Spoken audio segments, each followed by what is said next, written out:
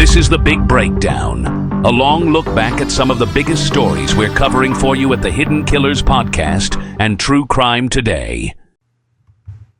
This is Hidden Killers with Tony Bruschi. We spent a lot of time talking about the tragic death of Sandra Birchmore. What happened, who was involved, and how a promising young woman was allegedly groomed, manipulated, and ultimately murdered by someone who should have been protecting her. But today, we're going to step back, not away from Sandra, but deeper into her story, because there's a version of this where Sandra doesn't die, and a version where we still have a victim. We just don't have a headline. See, for every Sandra Birchmore whose story ends in a crime scene and a federal indictment, there are countless others whose stories end quietly, behind closed doors, in therapy sessions, in marriages they never wanted, in isolation, in confusion, in guilt. Survivors of grooming and coercive control don't always get a trial or a criminal case. Most get silence or worse, self-blame. That's what this conversation is about. What happens when the abuse doesn't end in death, but in decades of emotional fallout? What happens when the predator walks free and the victim is left trying to rebuild a sense of self from the rubble of manipulation? We're joined again by psychotherapist Siobhan Scott. And this time we're asking, what does survival actually look like? How does shame embed itself into someone who was groomed and thinks the abuse was love? And how does someone wake up 10 or 20 years later and finally realize that wasn't care, that was control? It's not an easy conversation, but it's a necessary one, because the aftermath of abuse isn't just something survivors get over. It's something they carry, sometimes forever. And the more we understand that, the better we will be at spotting these patterns and maybe stopping them before they turn fatal. Let's talk about some of the long-term effects of survivors on something like this. Obviously, she was a survivor until she was murdered. But there's a lot of people out there who go through the abuse and survive, and their abusers, drift off into life somewhere else. Let's talk about the effects that survivors of this type of exploitation carry if they escape the relationship but never see justice served. What are they looking at in that world? I think if it's someone that gets insight, let's say they turn 25, they get out of that relationship, and then they look back, I think they most often blame themselves. And that's a very common theme. And if there has been abusive sex, which there was in this case, apparently he was very kinky and had the paraphilias, and even when she was in her 20s, he would have her role play a 13-year-old, and she went along with these things, violent fantasies. They feel shame, they feel guilt, and they blame themselves for it. And sometimes there's some PTSD symptoms of trauma, and they have trouble relating normally to normal men in relationships. It can haunt them. We recently learned that Farwell was not the father of Sandra's unborn child. That's an interesting angle to this. It certainly doesn't change the charges, because at the time, he believed he was. Mm-hmm. I think she believed he was. Mm-hmm. There's no evidence to point that she was trying to gaslight him or make something up. She, I think, legitimately thought that he was the father of the child. Obviously, he's not. So it kind of tells us, who else is there that's out there in this orbit? Are we ever going to hear from who the hell that was? And it does make me wonder, maybe a paternity test should be done for every officer in the Canton Police Department over there. That was my thought. Yeah. I would look at everybody. Yeah. It's, like you don't know who or where or what. Because I would guess you're going to find some interesting things and a lot of people that don't want information coming out. Is it common for predators to show like surface level affection or protection towards their victims. The victims have to believe they're being cared for in some way, shape, or form. 100%. So what 100%. what are some of the things, if someone is looking at their world, whether they're the 15, 18, 20-some-year-old, whatever it may be, questioning some relationships in their life, or the parent that is involved in that child's life, unlike I think a lot of the situation here with Sandra, but who is seeing, this is kind of odd, what's going on over here? What are some of those things to look for? And maybe some of those men who are a little bit too old to be hanging around, the 18-year-old or the 15-year-old in any setting. Yeah, always looking for that power imbalance in age. You see it with people who have wealth, and they start bestowing gifts, ridiculous gifts on someone. But I think the biggest one is the flattery and the continual message that this younger woman is special in some way. And that's, I think, what really appeals to their ego. But whenever you see an older male paying lots of attention with gifts or flattery, or, here's a special trip for you, we can even, turn this to Michael Jackson. And the way it's reported, I think, with a lot of credibility, that he groomed vulnerable boys and made them feel special and showered them with gifts. It's like red flag, red flag, red flag. Yeah, I mean, obviously Farwell's no Michael Jackson, but it doesn't take necessarily money, and it doesn't take exorbitant things to achieve that, especially if you're coming from a world with not a whole lot of anything. If he's taking you out to McDonald's, if he's just showing you little bits of attention that others would look at and go, that's all the attention you get. But to someone who doesn't have any of that in their life, they're just trying to grasp for any bit of it they can get. And that's got to be confusing. Very confusing. And they are in such internal pain and loneliness and feeling, unloved. And so a little bit of nurturing goes a very long way for them. Especially when you get to the area of protector versus predator. Because if no one wants to look at a relationship and go, hey, my lover's a predator, they're going to want to see that person as a protector. And when you're that age and you've had that sort of grooming your whole life, I mean, obviously Sandra was murdered, but to come to that realization, let's say she stayed alive, do victims of this ever kind of come around to see it that way? I mean, obviously some do, but is that more common than not? Do a lot of people just kind of continue on with life, either with that predator that is now their protector, more so just their controller, or how does one kind of pull themselves out of that? Because it would require kind of realigning everything in your world, because your compass would be completely, basically remanufactured if you come to that conclusion of the person you're with. I think the majority, it takes a long time, and often until they get into middle age and are sort of doing that reflecting on their life that we all tend to do in middle age, looking back at our history and deciding where we want to go in the future. It's one time that a lot of people go to therapy to try to focus in and say, gee, where were my missteps here?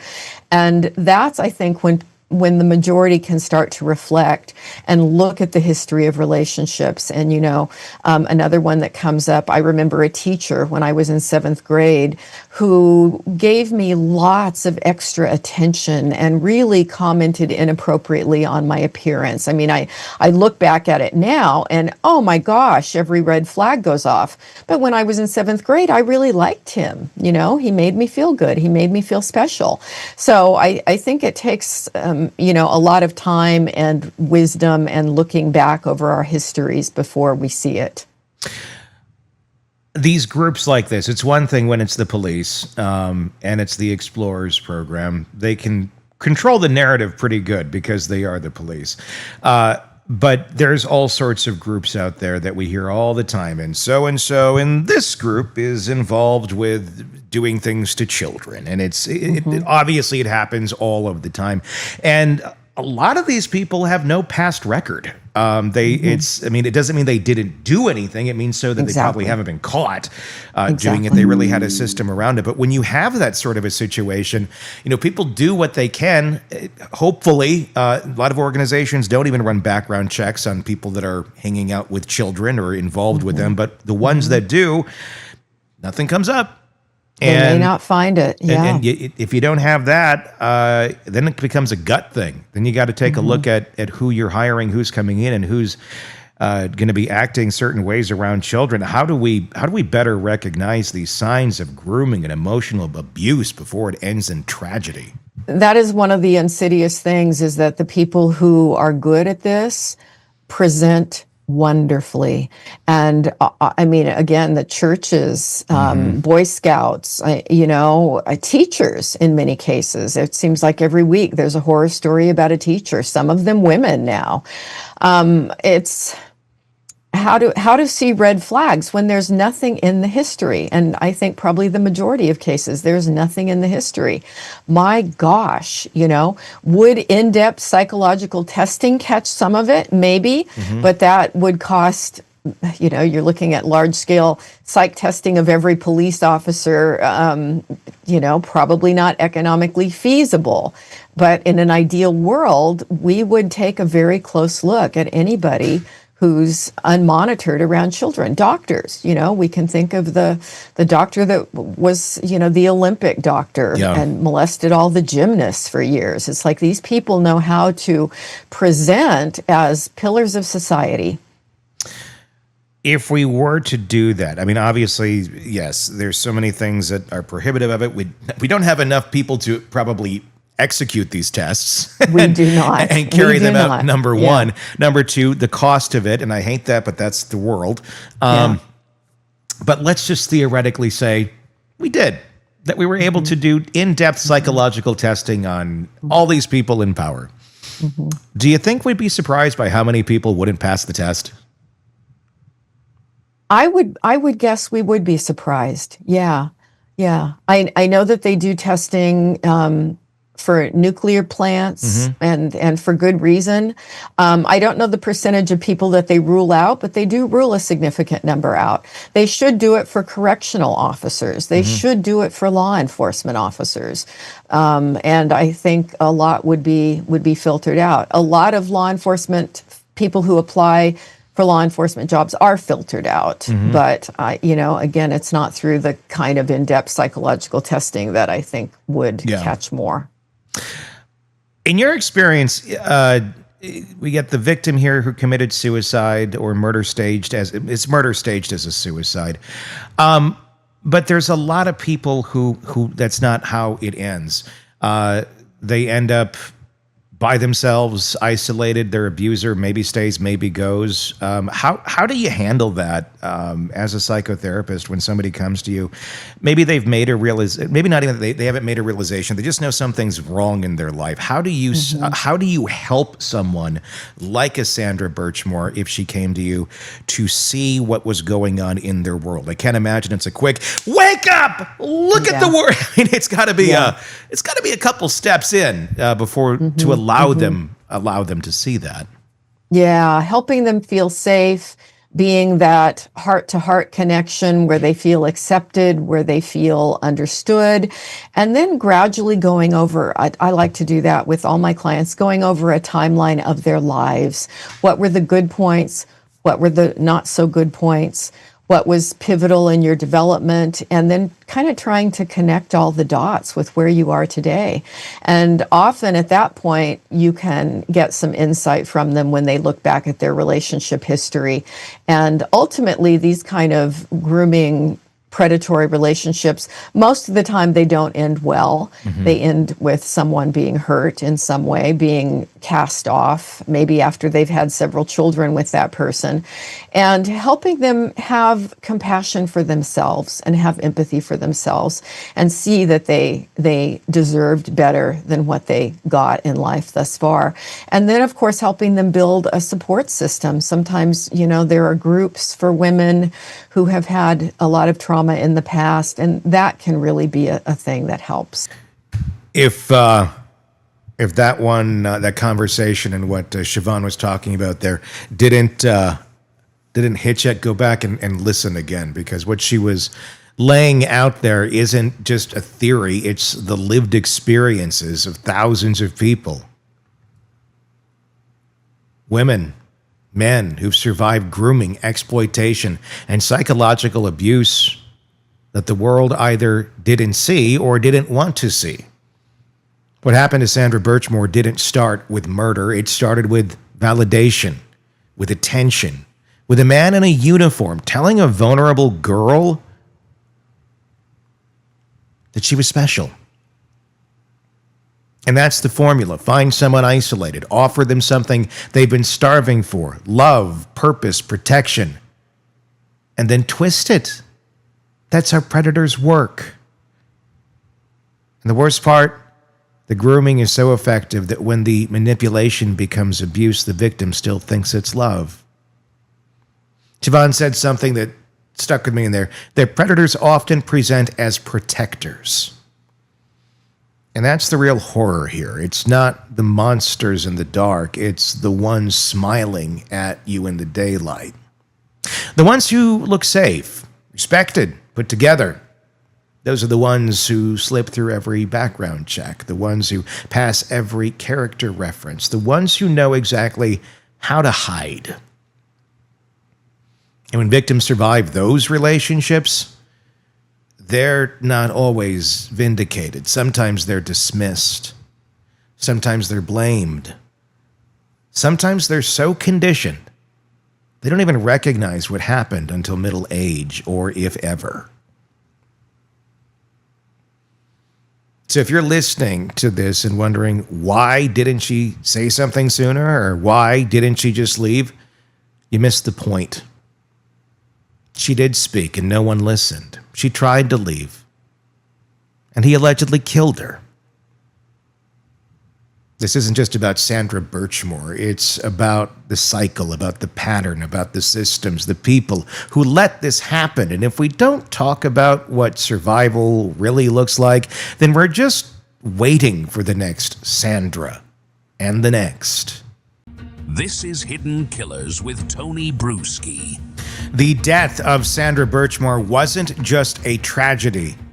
It was a systematic failure years in the making. A 23-year-old pregnant woman, Sandra, was found dead in her Canton, Massachusetts apartment in 2021. Yeah, that Canton.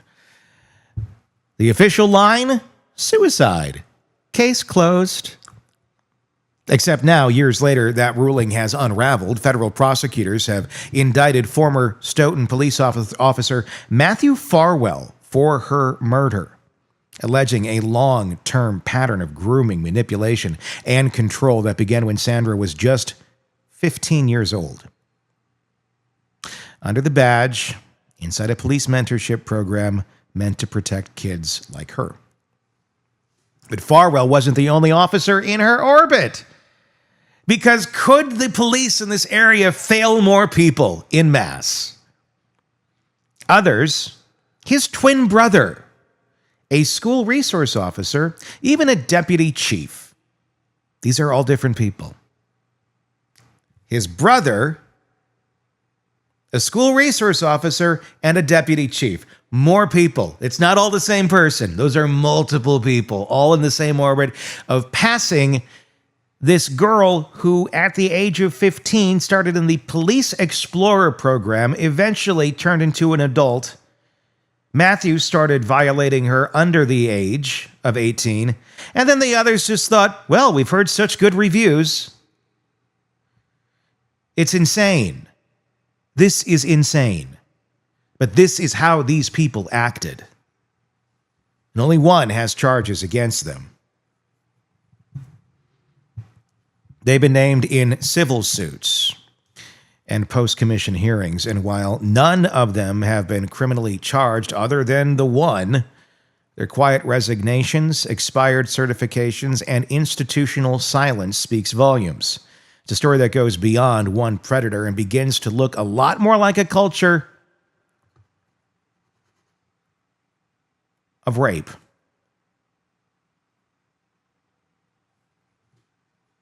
What's going on here? You get a young girl in an Explorer program. And I'm questioning all of this. Because from what we understand, the other three men who have had no charges against them, their physical connections with Sandra happened after 18. Farwell's is alleged to have happened younger. That's what makes that statutory rape. How did this all happen? A network of men who circled a vulnerable teen for years, knowing they could bend the law without ever breaking it outright, without anybody ever catching them, because they are the law, right? So what really happened here? How do predators weaponize institutions designed to protect? And why didn't anyone intervene when Sandra tried to speak up? And what does it say when multiple officers involved in one young girl's life all disappear quietly? No charges, no statements, no accountability. We're about to jump into an interview with Robin Dreek. Before we do, though, I want you to do one thing for me. Please do hit subscribe wherever you're listening to this, if it's on the podcast platform. But I'd really like it if you went to our YouTube channel, Hidden Killers with Tony Bruschi. Just search for that and comment on this story and let me know what you think. See, if you're out there in the podcast world right now, driving around later tonight, whenever, go over to our YouTube channel and let us hear your thoughts. And if you're there right now, please, fill it out. Let us know what your thoughts are, and let's have a conversation about this case. I'd really love if you can do that. So, to help us break all of this down, Robin Dreek, retired FBI special agent, but he's not just a retired FBI special agent. He was the chief of the FBI's counterintelligence behavioral analysis program. Yeah. He brings decades of experience analyzing power dynamics, behavioral manipulation, and what happens when an entire system enables abuse. I asked him to help us understand the psychology at work, not just in the abuser, but in the culture that lets him operate so unchecked. So let's start here. When the people tasked with protecting the vulnerable become the ones exploiting them, how do you even begin to dismantle that? Yeah, I think it's a clear case, again, innocent until proven guilty, of just using a position of power and authority to gratify his sexual needs. I think it's just purely that control, sex, and just abusing someone who's vulnerable. And they're using the platform of the Explorer program, which is a great idea, great concept, when it's executed well by healthy individuals that are going to be put into those places of authority to interact with youth who are at a critical stage of development in their lives. They're looking for stability. They're looking for safety. They're looking for structure. They're looking for a path forward in life, to do something exciting, do something of service. And this one individual destroyed that. Completely. It's one of those things where we're looking at this going, okay, Farwell is arrested. He's been charged. He's the one who we know had relations with her before she was 18, starting at 15. There's some other officers who have not been charged with anything because they allegedly, as far as we know, were having relations with her after she turned 18. So it was technically legal. But you look at the system, and these guys, a lot of them knew her well before that. You have a school resource officer being one of them. You have his brother being one of them. And God knows who else, who we don't know about, that was one of them. And they all kindly, not kindly, but silently just kind of, drifted off into the ether. One resigned. I think they both resigned from their positions and just kind of, or one of them also let their credentials lapse in terms of being renewed. And now they're just out there, not saying a word about it. Technically, what they did, as long as it was after they were 18 and it was consensual, was legal under the eyes of the law. But the creepy factor of this here is, it seems like a lot of these guys were looking at her in this Explorer program when she was a child, and then ended up going obviously much further when she became an adult. Is there, unless you can prove that they did anything with her under the age of 18, is there any recourse for this? Is there anything that these guys can be charged with? Or is it just it's kind of a sick thing? It's just a sick demonstration of behavior. There's always creepy guys out there that go after women that are far too young for them. But this one just has a different layer of darkness to it. Yeah, I don't know about the legal aspect of it, whether they can still go after him or not, especially if she's of legal age. I'm not thinking so. When you talk about that layer of creepiness too, I want to first caveat that the very vast majority of law enforcement doesn't do this. Sure. But there are cases. As a matter of fact, I personally know of cases in law enforcement and in departments where, unfortunately, you have a very, very male-dominated environment, and they will prey on women, and they will. It sound crass. They'll pass them around sometimes. God. Where someone comes in with a reputation, whether it's another law enforcement officer themselves or someone affiliated with the department in some way and gets a reputation, and these creepy degenerates will pass these women around, and it's a cabal of unhealthy, crazy, narcissistic self-gratification behavior by everyone involved. They prey on someone who's vulnerable psychologically, and then they're going to just do these horrendous things. And I'm at a loss for words most times when thinking about how deplorable it is. Yeah. When the whispers started about Farwell's illicit relationship with Sandra, there was no internal investigation. Instead, those that were aware, like other officers, quietly blew out the candle. Some left the department, others let certifications lapse. That culture of silence helped bury the case until federal agents intervened years later. Is this something, I mean, it's just pure speculation here, but when you have a department that's cool enough to, and I'm not saying cool enough in a good way, I'm saying in their own weird way of thinking, well, we're going to kind of let you pass over here.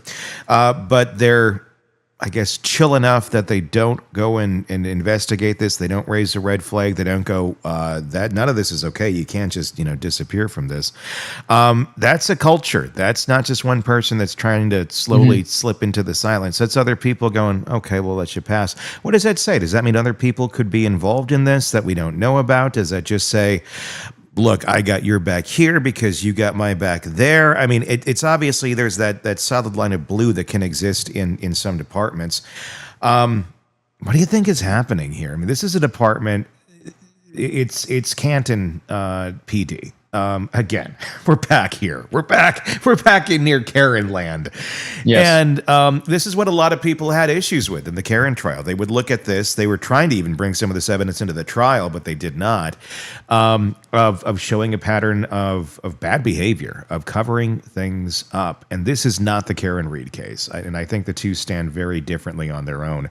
But again, we got that culture going on where things kind of, we can do weird things and nobody's going to question us. What are your thoughts on how this is working out over there and what needs to change if it hasn't already? So here's what's going on behaviorally. Anytime we see horrendous, chaotic things, we just got to slow down. We'll break it down behaviorally and take a look.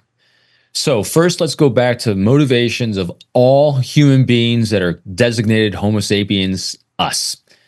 We are genetically and biologically coded to act in our own best interest in terms of our safety, security, and prosperity according to what we think that is. We're always going to act in terms of our safety. And so if we're looking at people's actions, we always have to then assess and assume that the actions they're taking are actions they're taking that they think from their perspective, from their context, using that deep empathy we talk about. In other words, walk in their shoes. They're acting in their best interest and what they think is going to keep them safe. So when people are acting outside of the norms of standard human behavior and ethically and morally, that means that there's a lever of influence over them of fear, because people will act and take actions based on fear. So in situations like this, where people are doing these sorts of actions, getting away with these sorts of actions, and then moving away from, in these cases, like silently trying to resign and get out, there's at least one individual from a higher point that has a lever of fear over people that are going to speak out. And so anytime I see situations like this, I'm going to start poking and looking and examining who is in a position of influence over everyone else that can use a lever of fear for people underneath. And so that's where I'm looking first. And so it comes down to me. The greatest things you can do in a situation like this is who's leading, because it's that leadership someplace, and it could be a position of title and authority, or it could be just a position of influence because of that personality trait that it puts them in that position that gives them that lever of fear over others. That conversation there lays bare with Robin Dreek what most of us already felt in our gut. Sandra Birchmore's death wasn't just the result of one bad cop. It was the product of a broken culture. A culture where power shields the predator, where silence is rewarded, and where even after someone dies, the institutions responsible retreat into legal gray areas, quietly hoping it all just fades away. Nothing to see here, everybody. Robin's breakdown of fear-based behavioral compliance is especially chilling. When people start acting against their ethical compass, when they ignore abuse or resign rather than speak up, it usually means someone above them is pulling strings with a lever made of fear.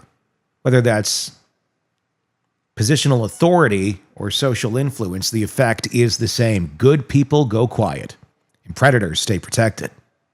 What Robin described about the psychology of those in charge created an ecosystem of fear and silence is the kind of analysis that hits harder than a court document, because it's not just about who committed the crime, it's about who allowed it to go unchallenged, who benefited from the silence, and who will keep doing it if systems aren't radically changed. But here's where what sticks with me most. Okay? Sandra Birchmore didn't just fall through the cracks. She was punished. She was pushed by a structure that looked official, looked credible, looked protective, but was quietly rotting underneath. And now that we know, now that we see it for what it is, the question becomes how many other Sandras are out there, still being isolated, still being gaslit, and still passed around under the guise of mentorship. Mentorship doesn't come out of your zipper, assholes. Robin's message is clear. Abuse doesn't thrive in darkness. It thrives in silence. And if we want to stop this cycle, we have to stop looking away. Until next time. Let me know what your thoughts are in that comment section about this case. On YouTube, search Hidden Killers with Tony Bruschi. Maybe that's where you are. Maybe that's where you're watching this. Great. Let your voice be heard, please. There's no wrong statements out there. So please do that. And if you want to start commenting on all of our cases, all of our stories before everybody else, you can become a premium subscriber of ours on YouTube. It's all brand new. And then you get access to the videos as we make them. So days, weeks, sometimes ahead of their release, everything we make as we publish and put it out there into the schedule, you get it immediately. So that gives you first dibs at having your voice heard on all of those pieces. So we got a lot out there that we discuss. So please do check that out, and it helps support the channel as well. Let your voice be heard, though. There's no cost for that, no matter what. Looking forward to hearing it. Until next time, for all of us here at True Crime Today and the Hidden Killers podcast, my name is Tony Bruschi. We will talk again real soon. Want to stay on top of the latest true crime cases? Press subscribe now and never miss a breaking update from the Hidden Killers podcast and True Crime Today.